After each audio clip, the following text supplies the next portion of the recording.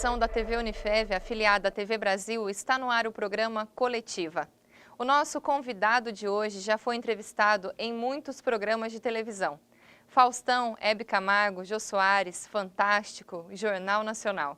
Mas foi aqui, em Votuporanga, que ele começou a sua história. Por 34 anos, foi padre na paróquia Santa Luzia e há 9 anos está em São José do Rio Preto, na paróquia Menino Jesus de Praga. Padre Silvio Roberto dos Santos, muito obrigada pela sua presença, seja bem-vindo. Eu que agradeço o convite e estar aqui com vocês, retornando a Votuporanga e poder assim partilhar uma vez mais a história vivida. Muito obrigada mais uma vez. A gente está aqui todos sem máscaras nesse momento, estávamos usando até agora há pouco, visto que é um ambiente controlado, estamos mantendo aqui um distanciamento. Aqui ao meu lado está o jornalista, o chefe de jornalismo do TV O Jornal Segunda Edição, Wender Rodrigues, a quem eu já passo a palavra. Obrigado, Fá. Padre Silvio, é sempre um prazer bater um papo com o senhor, E uma honra estar aqui nesse lugar conversando hoje com o senhor. E eu quero fazer uma pergunta para a gente abrir esse programa. Nesse momento de pandemia, como que está o dia a dia do senhor, o contato com os fiéis, com outros sacerdotes lá em Rio Preto? Então, eu pertenço ao grupo de risco por várias razões e daí eu estou impedido de estar em locais de aglomeração. E, na verdade, tenho ficado confinado e quietinho dentro de casa, no meu apartamento. Celebro as missas com apenas 5 pessoas na igreja e tem uma equipe da Pastoral da Comunicação que filma ou faz a live, direto aos fiéis. E já chegamos a 10 mil pessoas participando e estou ali quietinho. As redes sociais acabam ajudando bastante, Padre? Instagram, Facebook, dá para conversar. Sim, uma ferramenta que eu penso que no momento é indispensável para que a gente possa lidar, com essa pandemia. O senhor, inclusive, padre, dentro desse momento que a gente está vivendo, o senhor foi vítima de fake news. Conta pra gente um pouquinho essa história de um vídeo que viralizou de um padre visitando uma UTI com enfermos do corona, não é isso? Exatamente, um padre do Paraná, muito parecido comigo, que entrou com o Santíssimo na UTI da cidade dele, eu não lembro agora a cidade, Ponta Porã, uma coisa assim, ou Campo Mourão, não sei. E as pessoas achavam que fosse eu. Na verdade, depois que eu fiquei enfermo, a minha imunidade está bastante baixa e eu fui impedido de entrar na UTI e visitar hospitais. Falando agora de uma maneira bem pessoal, Padre, como o Silvio Roberto dos Santos está vivendo esse tempo de distanciamento social? Então, eu penso que como todo mundo, inventando coisas para fazer dentro de casa, arrumando prateleiras, lendo livros, assistindo filmes ou documentários, lendo bastante, o que eu gosto, e escrevendo, e faço comida, porque a minha doméstica só vai 2 vezes por semana em casa, então eu até engordei de tanto que eu faço comida. Como eu vivi na Itália, eu faço muita massa, Era justamente o que eu ia perguntar, o que o senhor prefere, então, cozinhar nesse momento ali que está na gastronomia, Então, a massa é muito fácil, Eu aprendi o molho italiano, aprendi a fazer massa, faço pizza, Porque quando eu estudava na Itália, na faculdade, para ajudar a pagar os estudos, a gente fazia pizza caseira, Uma pizza que é usada todo dia nas casas, à tarde, muito simples de fazer, até aprendi, posso dar a receita aqui? Queremos. É uma dica. Vai. Meio copo de óleo, 1 copo de água morna, 2 colheres de fermento de padaria e a farinha até a massa não grudar nas mãos. Abre e já põe para assar. Põe em cima ali o que a pessoa tem em casa ou preferir. Uma pizza muito fácil. Aí, pronto, já fica a receita para quem está em casa, né, padre, para aprender também. Padre, falando justamente sobre isso, né? Esse é um período de distanciamento social, de isolamento, e tem muita gente que está enxergando isso com certo sofrimento até, com uma certa angústia. O senhor acha que é possível a gente enxergar o lado positivo disso tudo? Como enxergar isso?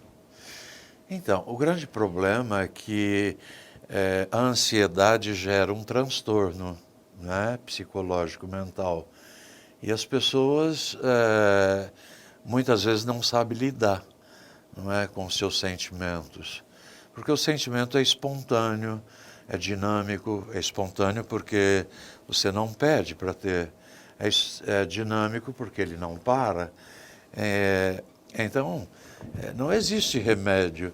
Às vezes o psiquiatra, o neurologista receita um medicamento devido à química que o cérebro produz quando a pessoa está com a ansiedade alterada. Mas esse remédio, esse medicamento, combate a química, mas não combate a raiz da ansiedade. Então, saber lidar com a própria ansiedade só pode ser através da razão e também da fé. Eu penso que são dois elementos que favorecem a pessoa a ter o controle, né? A razão, não vou, não quero, descentralizar a atenção daquilo que o incomoda e ter pensamentos positivos. Porque muitas vezes a gente lida com problemas que não escolheu. Você não escolhe, por exemplo, uma doença, uma pandemia, você não escolhe, quando casa, a separação, a traição, a morte de um filho, de um marido, de uma esposa. Você não escolhe uma doença que você se surpreende, não é? Você não escolhe o vício de um filho, o temperamento de um filho. E são coisas que você tem que escolher como lidar. E só se escolhe como lidar através da razão, não é? Teria outros exercícios que eu uso no tratamento que eu aplico. O senhor tem prestado algum tipo de atendimento a essas pessoas? Como tem sido feito esse contato?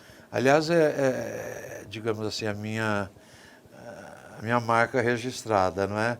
Atender pessoas. Que eu estava dizendo aqui para vocês que eu recebo por dia de 2.000 a 3.000 mensagens no WhatsApp, no Face, não é? No Instagram. Mas na paróquia nós temos uma pastoral que eu fundei lá em Rio Preto. Eu tinha aqui em Votuporanga, que era o GAV, né? O Grupo de Apoio Vida e Esperança. Lá em Rio Preto nós chamamos de Pastoral da Escuta, onde mais ou menos 80 voluntários se dispõem a ouvir as pessoas. E devido a esse momento, então, nós prestamos auxílio através da internet. Eles praticam. Temos um grupo de 11 psicólogos, temos psiquiatra, assistente social, que também prestam auxílio. Isso tem sido feito através da internet. E eu diariamente tento responder a cada um, né? Logicamente não digito, eu faço um áudio para cada um, né? Que é mais rápido, mas tenho dado muita assistência a pessoas que estão descontroladas. Eu gostaria que o senhor justamente nos falasse sobre isso. Qual é a percepção do senhor dentro de toda essa situação? O pessoal, a maioria está levando bem, a maioria realmente está com muita dificuldade? Então, é difícil generalizar, mas infelizmente tem sido um transtorno, né? E uma situação muito tensa, porque exatamente talvez pelo nosso temperamento, nossa cultura, como brasileiros nós somos mais simples, mais abertos, não é? Nós somos, nas relações que temos, a gente tem costume de abraçar, beijar, o toque da mão, né? Como brasileiro. Eu lembro quando eu morava na Itália, eles diziam que o brasileiro é extremamente simples, ele é espontâneo. Então eu penso que aqui no Brasil tem sido difícil isso. Você não pode tocar, você não pode abraçar, você não pode sorrir porque a máscara esconde, não é? a única coisa que você pode fazer é olhar nos olhos, que já é uma grande coisa. Padre, nesse sentido, a família tem se mostrado muito importante, né? Ela ganhou um novo valor, não é isso? Então, eu penso que essa fase da pandemia, ela nos faz readquirir valores adormecidos, não é? Que há muito tempo talvez a gente não prestasse atenção, tipo os detalhes, não é? A gente está mais sensível aos detalhes e a família se tornou mais sensível aos detalhes, não é? Prestar atenção no outro, olhar nos olhos, procurando se conhecer melhor e mais, não é? Dessa maneira, o senhor acredita que nós vamos sair melhores dessa pandemia? Com certeza, com absoluta certeza. Eu penso que nós vamos mudar nossos costumes, não só mentais, como também de costumes de higienização, de limpeza, de cuidados práticos, né, com as nossas atitudes. Eu penso que é aquilo que acontece. Depois da tempestade o sol volta a brilhar e na verdade, a nossa fraqueza nos faz gerar novas virtudes, ou seja, novas atitudes, né? Eu acredito que nós também paramos agora de deixar para amanhã algo que a gente possa fazer hoje. A pandemia de fato colocou isso, né? Nós dormimos tranquilos e acordamos com o mundo de ponta cabeça. Sim, sim, sim. Mesmo porque a gente não tem previsão de quando isso vai terminar. É impossível determinar um tempo. Só Deus deve conhecer. Padre, agora falando dos idosos, né? Muitos estão em casa, angustiados, não podem ver filhos, não têm encontro com os netos, alguns não entendem até mesmo essa questão do isolamento social. Qual seria a palavra que o senhor daria para eles nesse momento? O idoso por si, ele já se sente um tanto quanto inútil, não é? Quer dizer, ele viveu toda uma vida, ele talvez pela aposentadoria ou pela a própria debilidade física, orgânica, o faz sentir como que um pouco fracassado, a não ser alguns que conseguem elevar o próprio espírito. E na verdade, eles transferem esse sentimento que tem dentro de si, esse sentimento positivo, não é? De amor, afeto, carinho, aos netos, né? Aos filhos. Isso tem sido muito difícil. Tanto é que a grande maioria das pessoas que vivem essa tensão psicológica são os idosos. O conselho que eu daria seria: o que eu tenho que passar, ninguém passa por mim. De erguer a cabeça e dizer, lá vou eu para a vida. Não ficar... Se você pegar uma folha em branco e colocar um pingo no centro da folha com a caneta e perguntar para alguém o que você está vendo, a pessoa vai dizer, estou vendo um ponto. Quando na verdade a pessoa não fala, estou vendo uma folha em branco. Então a ansiedade é exatamente isso. A pessoa foca, centraliza a atenção num ponto e aquele ponto aumenta a dimensão na mente. Quer dizer, o ponto é real, mas o aumento da dimensão psicológica, na verdade, é por conta da própria pessoa. E qual a solução? Descentralizar a atenção para outras coisas. Não fique parado, né? Não fique ali centrado no que é negativo no momento. Você já disse isso, não é? Quer dizer, às vezes você fica inseguro porque não sabe o depois, o amanhã, mas erguer a cabeça e dizer, lá vou eu para a vida, não é? O que eu tenho que viver, ninguém vive por mim, passa por mim, lá vou eu. Erguer a cabeça e enfrentar tudo, todos e toda qualquer situação. A religião tem um papel bastante importante, não é, padre, nesse sentido? Sim, a fé. Além da... Eu não consigo desassociar a razão e a fé. Elas caminham juntos. Porque a razão é, não vou ficar centrado, não quero ficar parado, não vou sofrer, eu tenho que dar a volta por cima, não é?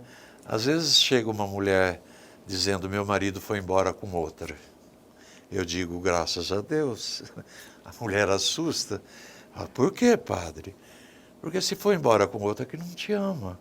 É patético você sofrer por uma pessoa que está com outra, não é? Está lá comendo, bebendo, dormindo, e você aqui sem comer, sem beber, sem dormir, não é? Ergue a cabeça, vou lá para a vida, não é? Não vou ficar parado, centrado, atenção em alguém que não me quer. Se não me quer, eu não devo sofrer por uma pessoa que não me ama, que não me quer e que me fez sofrer. Da mesma forma, eu digo isso, como você perguntou, erguer a cabeça, ir para frente. É patético sofrer por uma coisa que no momento não vai mudar, não é? Então, faça outra coisa, pense outra coisa, leia outra coisa. E a religião, como você perguntou, a fé, ela é associada à razão. Eu creio, Deus está comigo, não é? Não estou sozinho, existe um poder sobrenatural que me acompanha, não é? Existe uma frase da Bíblia que a nossa fé não nos decepciona, não é? Jesus diz, se você tem fé, pequena que seja como um grão de mostarda, você pode dizer para uma montanha, sai daqui, vai. É lógico que não vai sair, mas para dizer você é capaz, você tem o poder. E Jesus, sempre quando curava alguém, a pessoa o procurava, ele dizia, o que queres de mim? Ele perguntava. A pessoa dizia isso e aquilo. E ele dizia, a tua fé te curou, a tua fé te salvou. Porque é uma virtude essencial, a fé. A fé é não ter dúvida. Como nem tudo não acontece no momento presente, a esperança é a virtude do futuro. Agora não está dando certo, mas vai dar certo. Eu vou sair dessa. E o amor é eterno, sempre existiu e sempre existirá. Porque Deus é amor e Deus é infinito. E quem permanece no amor, permanece em Deus e Deus nele, né? E essa esperança em dias melhores, não é, padre? Essa situação que a gente está vivendo, ela é temporária, não é isso? Você tem que desenvolver essa virtude. É a mesma coisa de enxergar uma montanha de longe. Eu não cheguei lá, mas eu vou chegar, né? Essa é a esperança. A fé é agora, eu não tenho dúvida. A esperança, né, como não está dando certo agora, no futuro vai dar certo. Eu acredito que vou chegar lá. E o amor é o elemento, o sentimento maior que existe em nós, né? Que nos motiva qualquer coisa, né?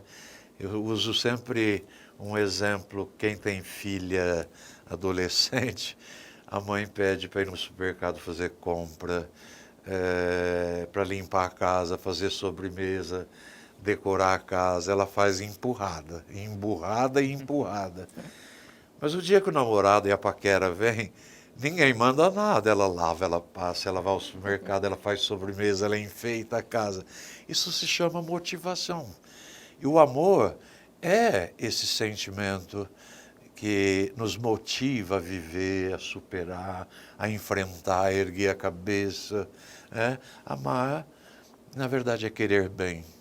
Amar é não ter dúvida de que eu quero bem a mim mesmo e bem ao outro. Eu faço bem a mim mesmo e faço bem ao outro. É tão simples, né? Justamente nesse sentido de fazer bem ao outro, é a nossa próxima pergunta. A ajuda ao próximo, ela tem sido uma constante nessa pandemia. A gente percebe muitas ações de solidariedade, não é, padre? Isso é uma lição para a nossa comunidade como um todo e que isso continue depois também, né? Eu não sei aqui, lá na minha paróquia, por exemplo, o grupo junto ao SESI está servindo comida nas ruas. sabe? Então, o SESI, através do comércio, SESC, né? Ele prepara o alimento e nós estamos entregando, sobretudo em frente ao HB, que vem muita gente para exames e etc. O nosso clube de mães tem feito máscaras. Por semana, 500 máscaras para distribuir para pai, ali na rodoviária, não é? Nós estamos fazendo lives e recolhendo cestas e temos entregue, por exemplo, ao Lar dos Idosos São Vicente de Paula, a famílias carentes, que nós temos 50 famílias que nós assistimos mensalmente, não é? São famílias cadastradas, mas fora isso nós temos, digamos assim, uma lista de pessoas que não estão dando conta, não é?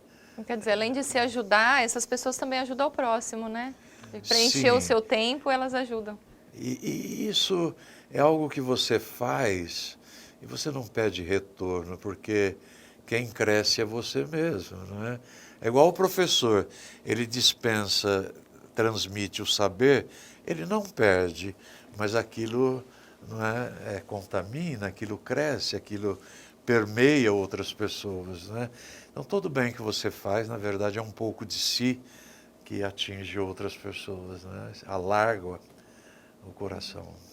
Padre, nesses anos que o senhor ficou aqui em Votuporanga, na paróquia Santa Luzia, muitos casamentos, né? Vários casais e famílias que estão assistindo a gente agora.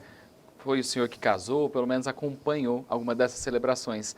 Fala pra gente desse momento de ajudar a família que começa ali e também desses casais famosos que o senhor ficou conhecido lá fora para celebrar, convidado a fazer essa celebração, né? Então, eu penso que é uma característica que acho que todo sacerdote deveria ter. É o contato desde o momento em que o casal vem para agendar o casamento. Então, eu sempre procurei dar um atendimento pessoal, né? Mesmo porque o padre tem uma página da habilitação matrimonial que ele preenche.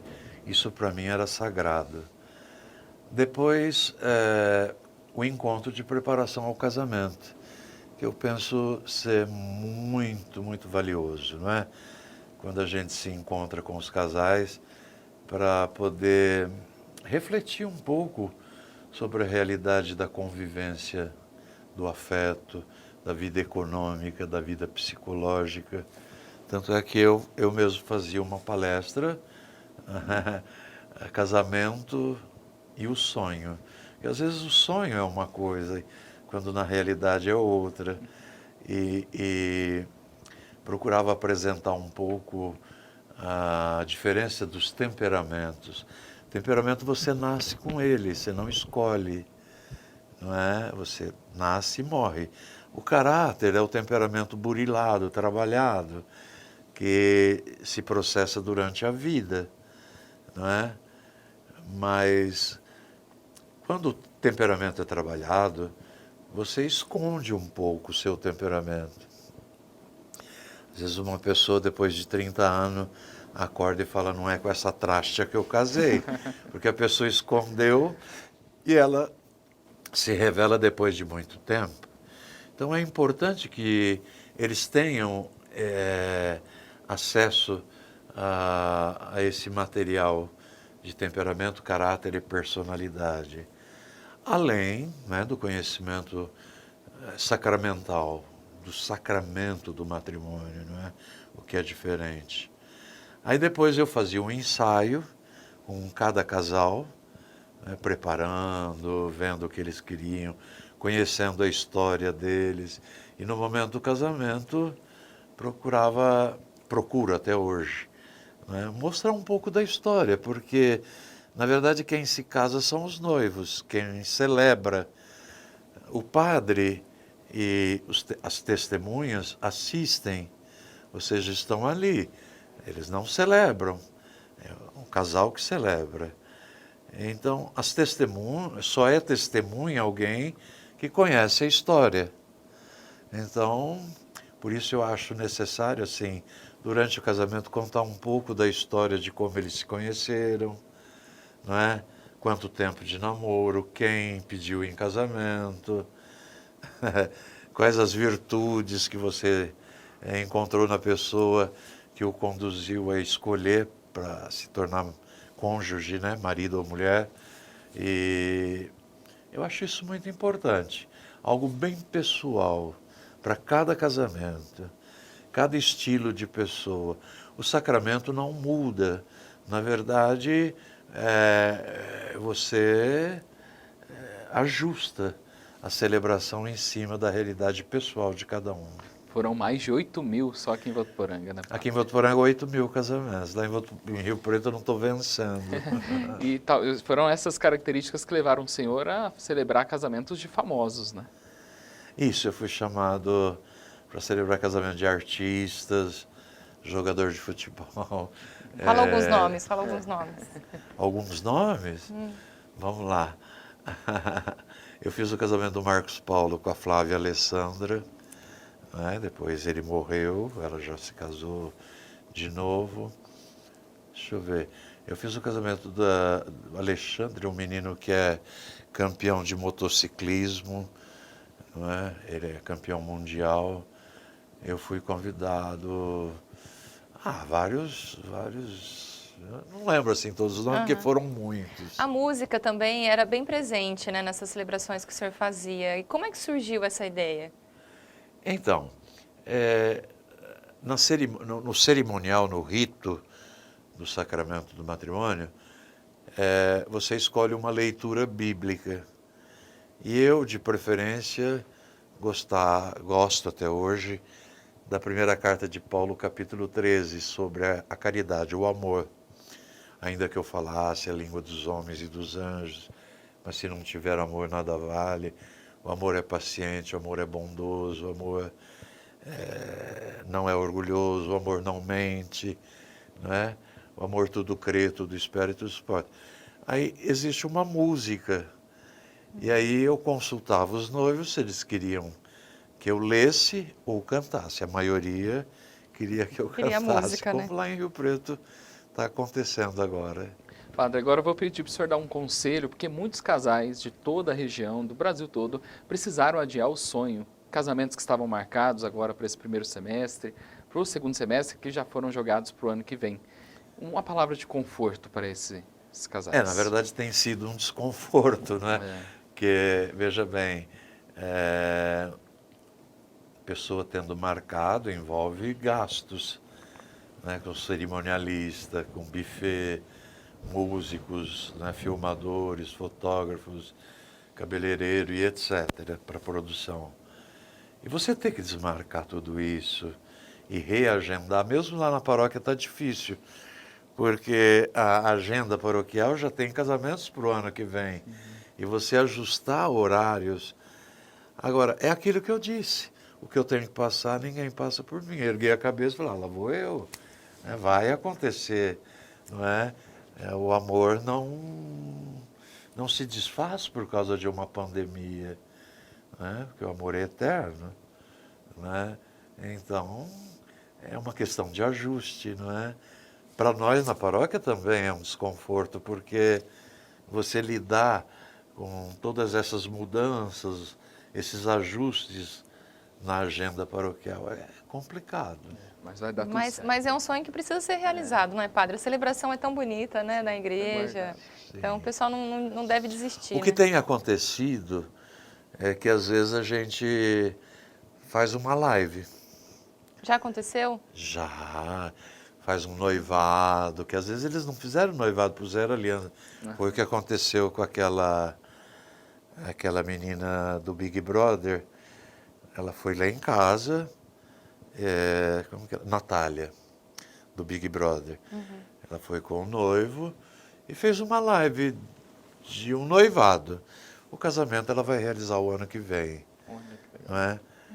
Bodas de ouro, eu fiz uma bodas de vinho, 70 anos de casado em live, que foi ontem ao ar, não é? Porque não dava para fazer na igreja. Então aí a família acompanhou através da live. Por isso que eu digo que essa ferramenta tem sido para nós algo assim, bem positivo, como que eu posso dizer? Fundamental até, né, nesse momento, né? Positivo. Pra enfrentar isso, né, Padre? Padre, o Papa Francisco ele tem sido muito atuante, né, desde o início dessa pandemia. Inclusive, no início desse mês, ele chegou a ligar para o arcebispo de São Paulo, preocupado com a situação aqui do Estado. Como os padres estão acompanhando, estão percebendo essa participação? Além da alta espiritualidade que ele tem, ele é muito humano. Ele é muito humano. Ele presta atenção nos detalhes, nas situações, né? E seja ela quem for. E seja a pessoa que for, né? Por exemplo, uma travesti da Espanha queria conhecê-lo. Ele pagou a passagem, levou a travesti para a Casa Santa Marta, almoçou com ela, mostrou o Vaticano. O próprio Lula ele recebeu, né? Que faz parte do, digamos, ali do métier político, né? Porque, na verdade, ele é uma autoridade política, né? Porque o Vaticano é um país, e ele recebeu, como ele recebe todos os ex-presidentes, ele recebeu o Lula. Muita gente não gostou, mas ele é muito humano. Quer dizer, além de qualquer coisa que possa supostamente alguém ter feito, ele leva em conta a pessoa. Como Jesus, eu acho que Jesus ele levava em conta as pessoas, não é? Por exemplo, a mulher que cometeu adultério. Pela lei judaica, ela deveria ser apedrejada até morrer. Quer dizer, fato consumado. Era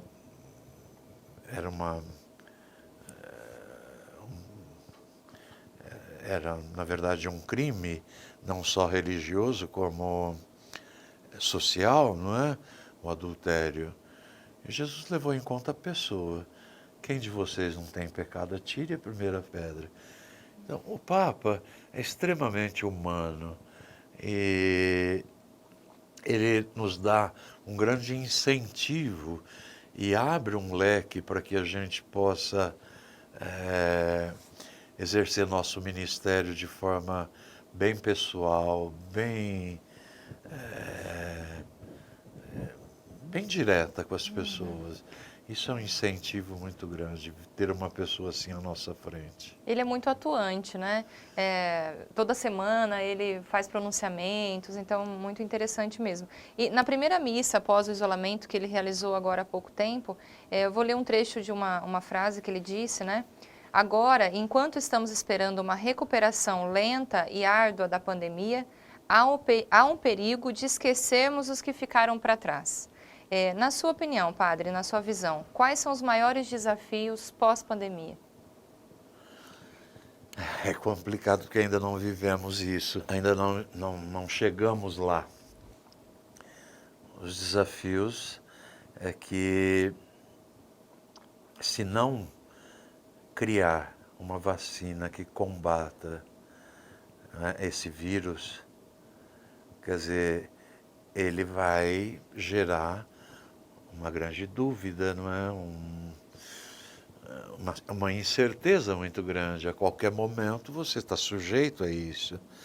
Então, o que a gente mais pede no momento, o que eu tenho orado muito, é que o Espírito Santo inspire, né, cientistas na descoberta de um antídoto, né, um medicamento. Eu penso que esse seria o maior desafio. Os pobres são uma grande preocupação também do Papa, né? Para essas pessoas, por toda essa questão econômica envolvendo a pandemia, né? Sim, porque são pessoas que não têm voz, não têm vez. A gente percebe também que essa questão ela se tornou um pouco política, né, padre? Um pouco mais política que talvez de recomendação, de cuidado com a saúde. Como o senhor tem visto o comportamento das nossas lideranças políticas hoje? Então, sobretudo aqui no Brasil, que outros países não tiveram problema político, não é? Aqui no Brasil, sim, se tornou uma luta partidária, infelizmente. Quer dizer, além de você estar enfrentando uma pandemia e gera um desconforto, né, geral, você tem um outro problema que está acontecendo aí, né, de forma partidária. É terrível isso. Terrível. Bom, a gente volta daqui a pouquinho, então, no próximo bloco do programa Coletiva. Continue com a gente.